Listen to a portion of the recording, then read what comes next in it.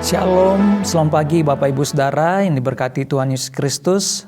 Mari sebelum kita mengawali aktivitas kita sepanjang hari ini, kita awali dengar renungan firman Tuhan. Mengalami damai sejahtera. Yesaya pasal 48 ayat yang ke-18. Sekiranya engkau memperhatikan perintah-perintahku, maka damai sejahteramu akan seperti sungai yang tidak pernah kering, dan kebahagiaanmu akan terus berlimpah seperti gelombang-gelombang laut yang tidak pernah berhenti. Saudara, sebagai manusia semua kita disibukkan dengan aktivitas sehari-hari seperti sekolah, kuliah, kerja, bisnis, mengurus rumah tangga, dan masih banyak lagi sesuai dengan profesi kita masing-masing. Nah, di dalam kita menjalankan aktivitas tersebut, kita menghadapi banyak tantangan, masalah, serta pergumulan baik yang diakibatkan langsung karena profesi kita, maupun faktor eksternal yang akrab dengan keseharian kita. Misalnya, sikap atau perlakuan orang lain terhadap kita, kemacetan lalu lintas, tingkat kejahatan yang tinggi, kondisi perekonomian, dan hal lainnya yang tentu saja dapat mengakibatkan tekanan-tekanan bagi jiwa kita, sehingga mengakibatkan hidup kita jauh dari yang namanya damai sejahtera. Saudara, jauh dari damai sejahtera mengakibatkan seseorang dapat menjadi sulit berdoa, mudah terbakar emosinya, bahkan sulit mengambil keputusan yang tepat, gelisah, serta hal-hal lain yang pastinya akan sangat mengganggu hidup kita. Itu sebabnya saudara, kita harus memastikan bahwasanya damai sejahtera itu senantiasa ada dalam kehidupan kita sehari-hari.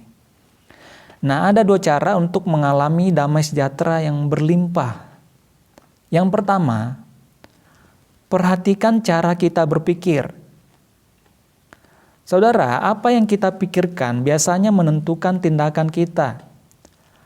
Apabila pikiran kita negatif, maka besar kemungkinan apa yang kita lakukan pun menjadi negatif.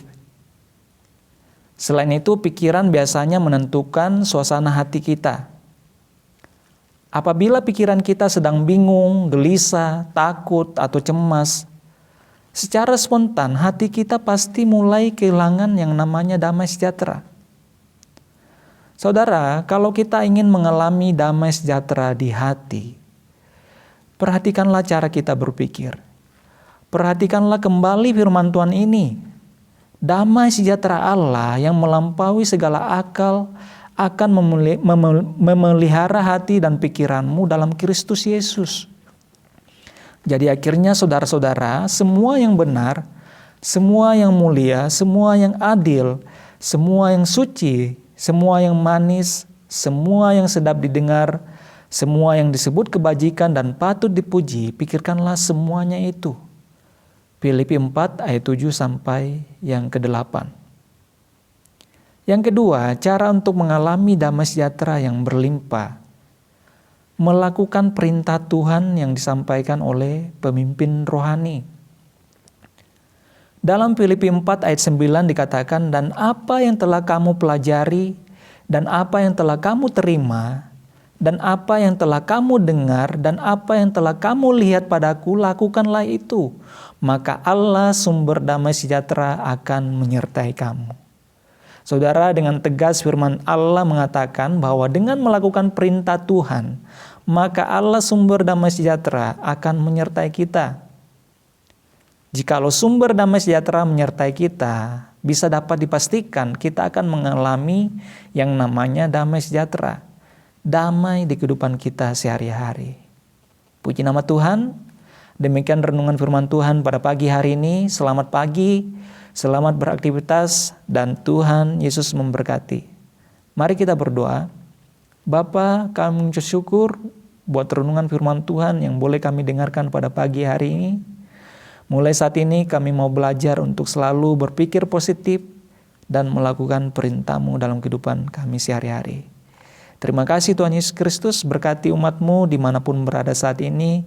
Di dalam nama Tuhan Yesus Kristus kami berdoa dan mengucap syukur. Amin.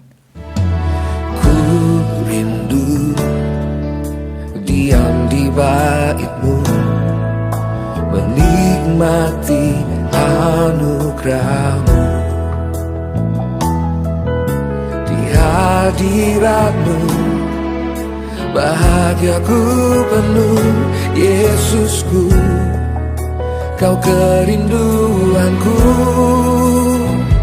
Menyembah-Mu, Tuhan dan Rajaku, memuji-Mu, Yesus kekasih jiwaku, mengikuti